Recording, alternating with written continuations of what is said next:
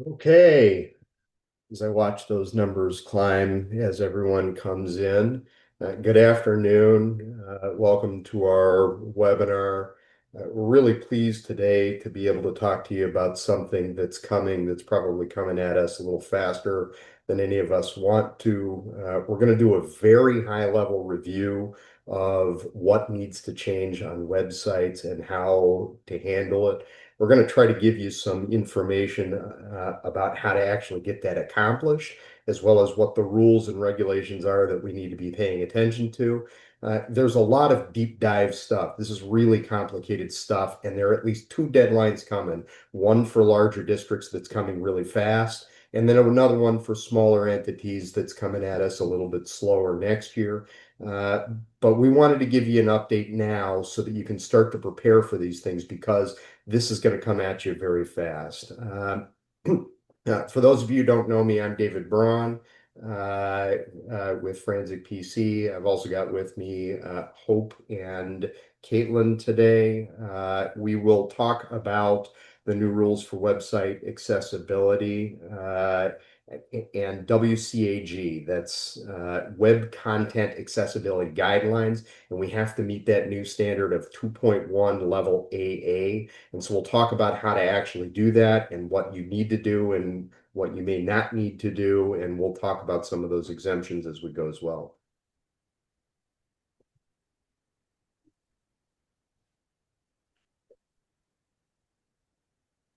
Thanks, David, and apologies to everyone for having to listen to me. I have no voice today, but we're going to try our best here. So, some basic background on why we're doing this webinar today, as David mentioned. In 2024, the Department of Justice issued updated regulations under the Americans with Disabilities Act, specifically the digital accessibility rules that fall under Title II, that clarified that public entities have to ensure that web content on public websites meets the web accessibility standards. They staggered those compliance deadlines based on the size of your institution and how many you serve. But this does apply to school districts now, depending on your size. The implementation date may vary, and it's going to apply to all of your websites, mobile apps, and digital documents. So previously, we were recommending accessibility as a best practice. Now it is going to be required for your websites, etc., to be accessible.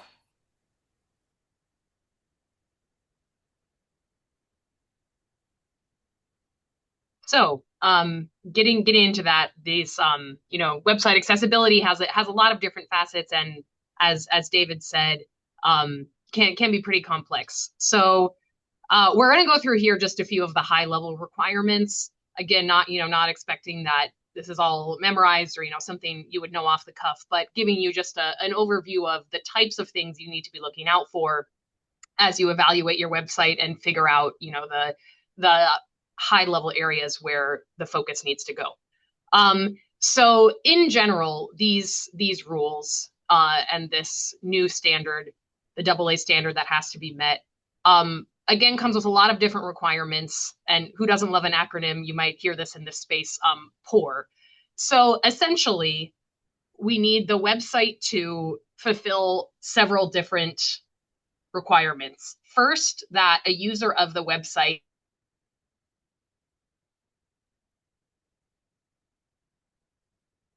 Nope. I think we lost hope there for a second.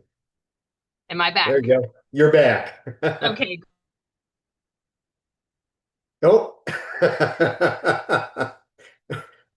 We lost Hope again. Here, I'm gonna jump in where Hope was. Hope, you back? We got you now? Nope. I thought we had her for a second. Website needs to be perceivable, captions, transcriptions, audio descriptions.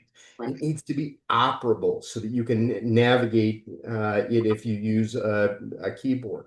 It needs to be, if you only use a keyboard, it needs to be understandable. It needs to be readable. It needs to be predictable.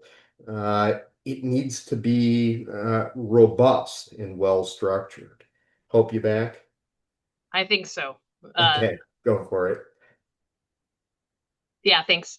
So that's exactly right. So um when we think of things like perceivable, something like a screen reader. So some of you may know about the there's an accessibility feature in Microsoft Word, for example, that allows you to have inherent to the document itself a little feature that will allow Word to read the content back to you. So Microsoft Word builds in that feature. Essentially, now we need to be building that into websites.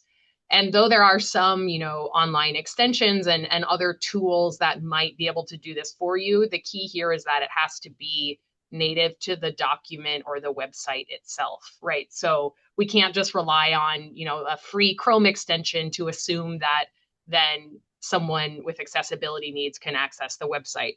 It has to be native to the content itself. As part of the operable part of this, being able to navigate the content, yes, this does relate to keyboard only users. So that means that, for example, you would need to be able to navigate the website through the arrow keys, shift alt and enter. So you can't, require a scroll or click. And some of that, the operable and robust features of this means also that the website has to kind of flow and make sense, that the navigations between the pages are easy to understand, and that, again, anyone with accessibility needs could access the website. Now, this is, again, just high level points for you to keep in mind. Of course, there's a lot of minute details that are going to come up depending on your individual website. So some common requirements, and I've mentioned a few of these already. So alternative text for images. So that's, let's say you have a picture of students in a classroom learning from their teacher. Maybe that's just posted on the website currently. Now, what these guidelines say is you have to have basically a text description of that image to make it accessible for someone who isn't going to be able to perceive it just through the photo. Similar issue here with videos. We know we're pretty familiar now with closed caption on a lot of videos, of course, movies, TV shows. Now just think that this is also a requirement of our website. So where you're maybe posting videos to your website, you have to think about now the accessibility requirements of those videos. The heading structure, I sort of mentioned this. The pages need to flow logically and be accessible to someone who's, for example, just using a keyboard, to be able to go from the home page to the About Us page and be able to move through them in a simple kind of linear way with just keys. That's part of this heading structure. There's also rules on color contrast. This is part of the screen reader requirements. So a screen reader, if everything is similar in color tone, isn't going to be able to perceive things. This includes all PDFs as well that are uploaded to a website. So, you might have board governance documents or things like that. Now, those PDFs, not only are we thinking about the native content of the website itself, but also the documents that are included in it. And some of this is going to be right, like require even looking at the code of the website, like down to your HTML level. So keep that in mind as you think about, what type of resources are going to be needed to meet these requirements. So Yeah, since this, oh, go ahead, David. I was just going to say, I think it's important to note that this is a really technical standard, and it's going to be difficult to implement on I'm telling my tech director to make a couple of changes basis.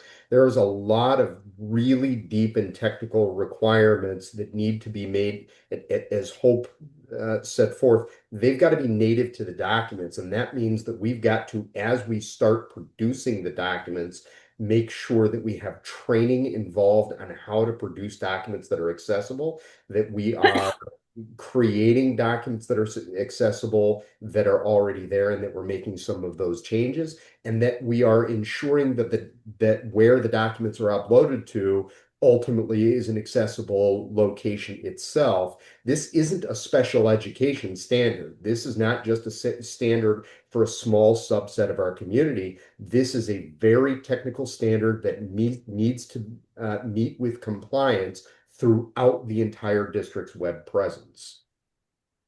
Right. And with that is going to come, maybe lots of different people have permissions to upload PDFs, and that's very common.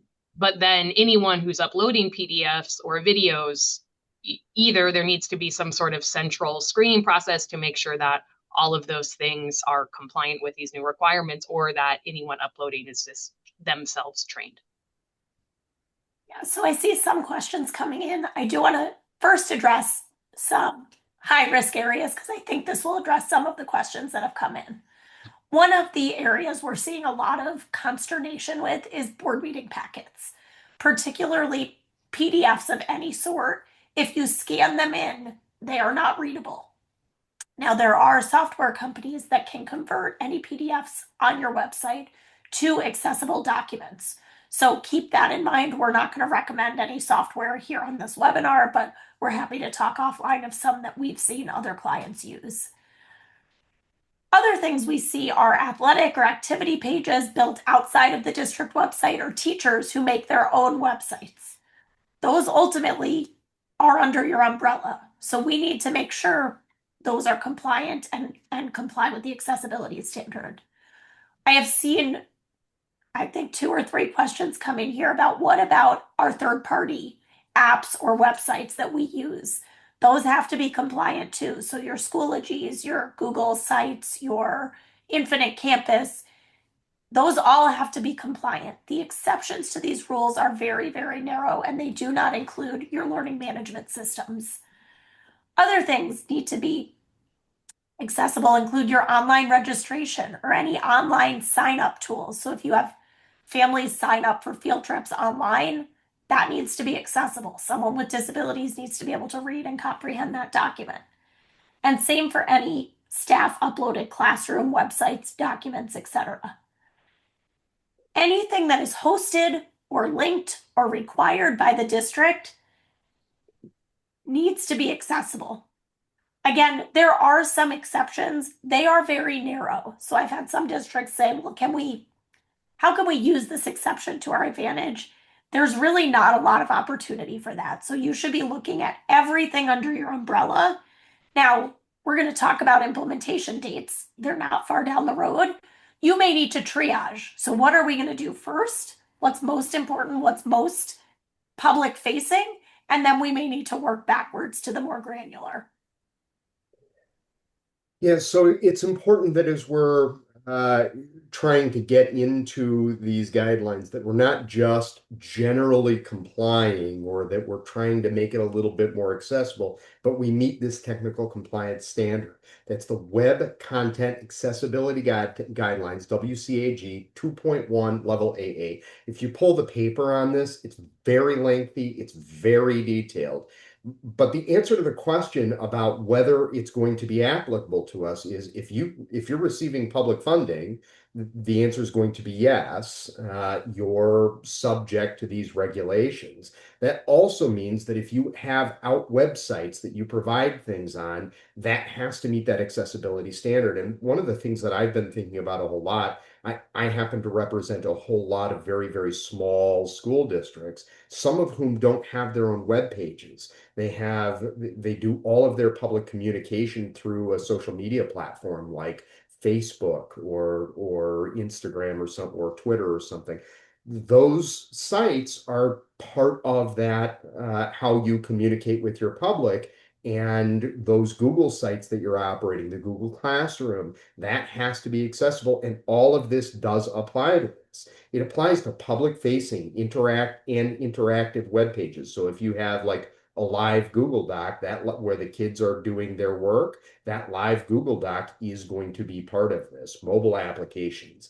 If you have a Remind app with the parents. And remember, this doesn't just apply to the students. This is a requirement for the district's entire web presence and entire interactive presence to be accessible. And that means accessible for parents. So if we have a parent who has a disability, they have to be able to interact with your entire system in a way that is accessible to them. And so that may mean those apps you're using to communicate with parents for text messages and those kinds of things needs to be accessible. Your mobile applications, your digital documents and forms, those live Word documents or those Google documents or Google Classroom or Zoom or any of those things are things that have to be accessible. Video and multimedia, third-party systems used to deliver services if the district provides or makes them available through contacts, licenses, or other arrangements. Now, the deadlines for this stuff, go ahead, Caitlin, I see. Yeah, sorry, I didn't want to interrupt you No, before go you for panic people at the deadlines, but there were a couple it. questions about what if we use an accessibility widget on our website. I don't think the accessibility widget by itself is going to solve all of your problems, but I think it helps you move towards compliance. So I have seen a lot of districts contract with companies that put those accessibility widgets on, and those help significantly. Yeah, and I think that something Caitlin said earlier that I want to just echo and highlight is some of this is going to be triage because while these rules have been in place for a long time, a lot of us did nothing to comply with them a long time ago, and now we're in a little bit of a panic mode to try to get as much compliance as we can. So we're going to talk about an order of triage in a little bit, but one of the things that I think uh, is a good place to start is making sure that if we've got those widgets that we've checked the widgets to make sure that they're compliant with WCAG 2.1 AA. I think another thing is to make sure that we're hiring those companies to get those audits done. I think another thing is to go through and start to make some of those changes ourselves to try to get as much of this done as we can do as fast as we can to reduce the number of potential plaintiffs. So let's talk about what that deadline might be. So first, for larger districts with populations 50,000 or greater, compliance is required by April 24th, 2026. And for smaller districts and special entities, your requirement is April 26th, 2027.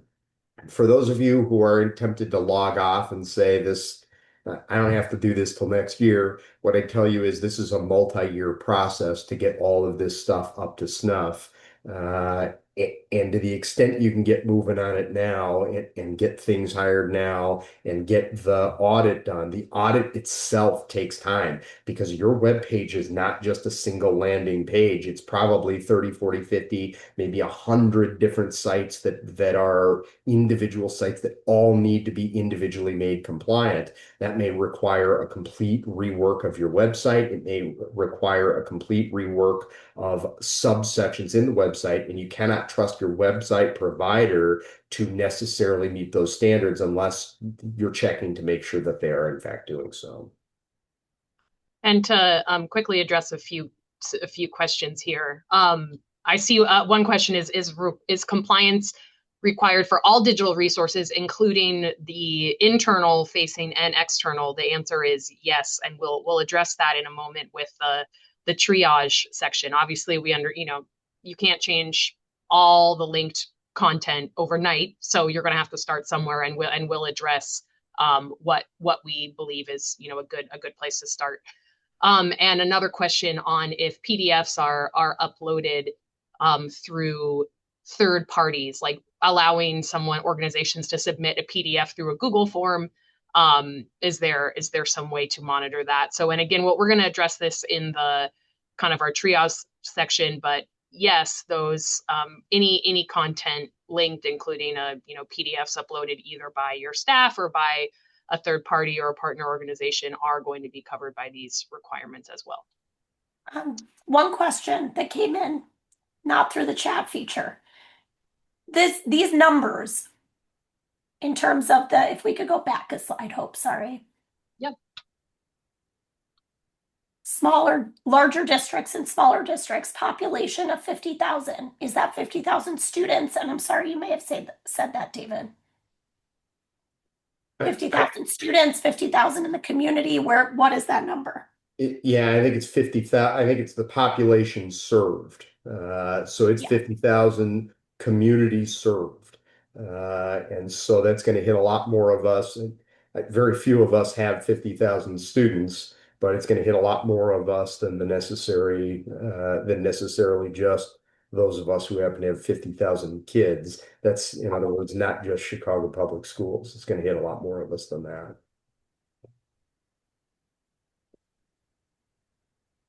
Okay, so while the rule applies broadly, it does not require WCAG compliance in every digital item in all situations. So first, archived and inactive content. So one of the easiest ways I think to try to triage some of this is to archive a whole bunch of stuff. To the extent that we've got old documents that still need to be accessible, but are archived, they're not regularly used. That's going to be one easy solution to start. I have one district that indicated to me that one of the things they were going to try to do to manage this out of the gate is to archive everything out of the gate and then bring things out of archive one at a time. In other words, if a teacher has a Google Classroom, she's going to archive all her prior years. Now, this new semester, she's going to bring the documents out she needs one at a time. And as she does so, she's going to ensure compliance on each of these documents as they come out. I think that's a good solution, but be alert to the fact that there may be collective bargaining implications as well to the creation of these new documents and the time that's needed to do this. Pre-existing conventional electronic documents is an exception. Third-party content not posted by or on behalf of the district. Now, I want to be careful with that one because I think that there's a temptation to want to say that it's all then third party because we use a subcontractor to provide all of this information. That's not really what that means. What that really means is there's third party content that we link out to, like for instance, ISB, which may or may not be accessible as it's required to be. We link out to ISB because certain forms are in ISB. We're not responsible for ISB. We can't manage the ISB website. I can't control ISB, but I may still be required to the extent that I have a form that I'm requiring to use to provide an accessible copy of that form. Individualized behind the scenes content. So for instance, your bookkeeping software, to the extent that we don't have somebody who needs access to the bookkeeping software, we have a single person operating that software. That may be an exception. But here again, that doesn't mean we don't still have the ADA requirements to provide reasonable accommodations for people with disabilities. So some of that behind the scenes content will still need to be accessible and meet the accessibility guidelines depending on who's using it. So before everyone panics, what do we do? What are some first steps? Step one, do an audit of your website. This doesn't need to be a formal forensic audit. It can be someone, an administrator, tech director, looking at where do all of our things, our sites live? What third-party vendors are we using? Google, Schoology, Infinite Campus. Get a sense, wrap your arms around what is out there. Then, as I talked about earlier, we want to triage. So that the most high trafficked pages, the pages that have the most impact, your main district website, your board website, maybe your bullying page, those are going to be the things you want to prioritize right before the implementation deadline. Anytime you're entering into a subsequent contract with a tech provider, make sure there's accessibility language in there. Rely on those tech providers to try to do this for you. The other thing we're doing is trying to train staff on accessible document creation. Your teachers are still going to be creating websites. They're still going to be creating online content. That's fine. That's the world we live in.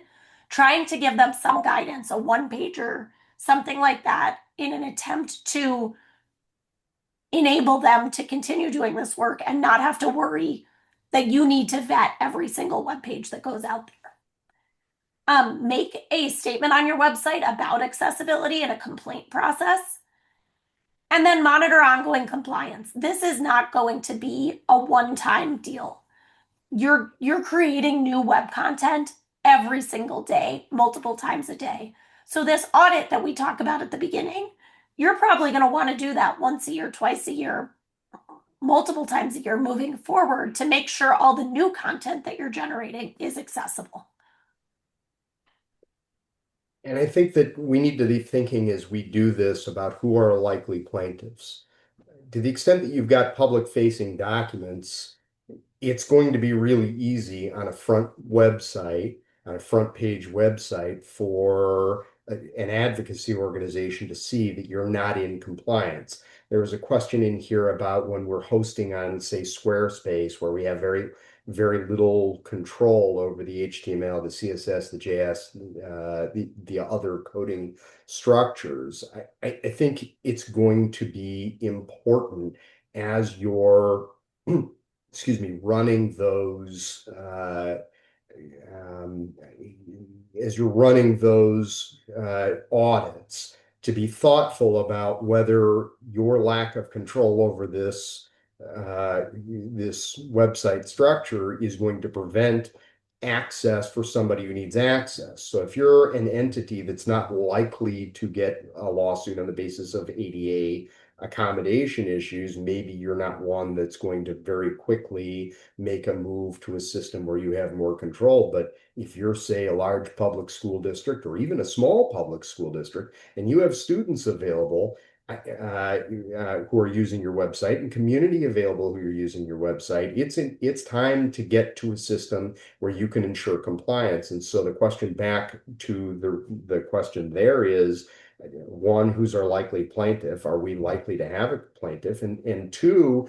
to the extent that we potentially do, and I think we need to be mindful of the fact that if we have a public website, we do have a potential plaintiff. Do we have the ability with our host, with Squarespace or whoever, do we have the ability to control what we need to improve the website's accessibility for the population we serve? Squarespace is great for business, wonderful, easy to use. However, it may not be built for what we have to do to serve our populations, at which point we really don't have a choice but to make a change, because step one is we've got to know the legal standard to begin with. This is a technical compliance rule. This is not one of those, did you mean well? Is there sufficient damage? This is a technically you have to comply with this. And so I think we need to start with the understanding that we can't just say, well, we tried our best. That is what we're all going to do. And that's going to be our role when Hope gets the case and Caitlin gets the case and I get the case. We're going to be making exactly that argument. We had triaged this in a reasonable way. We were not deliberately indifferent, but to the extent that this is trying to get in compliance, we need to remember this is not just we tried to make it accessible based on what we knew was here. It's now required to do not just a best practice, but to get these things in compliance. And then determine the scope. If the district requires its use, it must be accessible.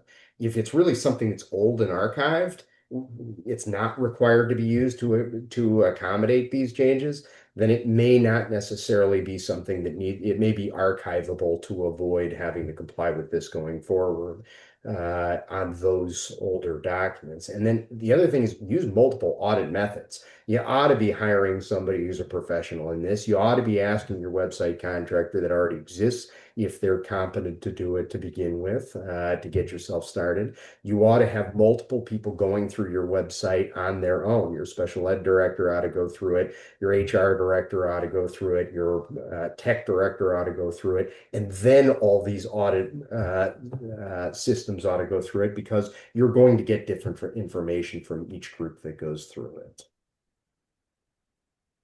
All right, let's go quickly through the next couple slides here. I see we're getting close to time. So a lot of this we've touched on, but I'll just run through it again briefly. So as we've mentioned, think about your landing page. That's the first page anyone on the outside is going to see.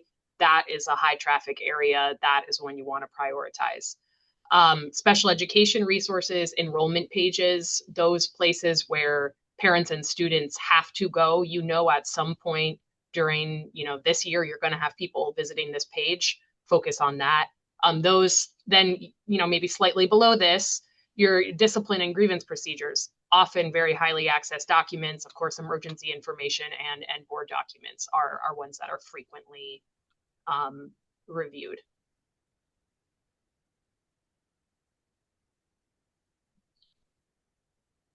We also developed a quick checklist that can you can use this to get started with your audit. So when you're working with a vendor, does your vendor certify conformance with the accessibility standards? Is there a current voluntary product accessibility template? And if so, when was it last updated? Was testing conducted by an independent third party? And what does that testing include? Does it include screen reader testing and not just automated scans? And things that you need to be watching out for. We're working toward accessibility, but no documentation. A VPAT that's really old, older than 2 or 3 years. The last one's updated in April 2025. It's not a current VPAT. It's probably not going to be up to snuff. Vendor refuses to modify contract language. It's an adhesion contract. You take it or leave it. Accessibility features only available on special request. Well, this is that special request. We have to do accessibility on everything, inaccessible sample lesson materials. I'm seeing a question here that I want to make sure we get answered. Our unions are demanding to bargain on faculty participation in their instructional materials for students. Do we need to enter into bargaining on this? And if so, what advice do you have for doing so? I'm going to admit my bias, and there may be disagreement, but my bias is anytime the union wants to demand a bargain, they don't call them the labor board for nothing. That's where refusal to bargain is challenged. It's not the management board. My view is everything is worth a discussion. If there's an impact on faculty, they want to talk about it, I'll sit down and talk about it. But remember, when you subject things to bargaining, you have the ultimate control because this isn't an optional thing. We have to do this, and therefore our deadline is what our deadline is a matter of law. So to my mind, yeah, I'd sit down and talk with them and try to understand what their issues are and see if there's a mechanism for us to agree. But it's not an optional thing. We have to comply with the law, and the law fundamentally is going to trump any demands that might occur. We've got to do it. It's just the impact of that we're going to have discussion on. If anybody disagrees, I'll cede the floor. Okay. Disagree. With that, we have come to more than our time. What I'm noticing as I look through the chat here is we have tons of questions, and that's awesome. So first, I'd encourage, of course, for you to reach out to your attorney to the extent that you have specific questions for your district. But second, this is certainly a topic we're going to be talking about a whole lot more over the next year or two. So stay tuned for further webinars, and thank you so much for coming.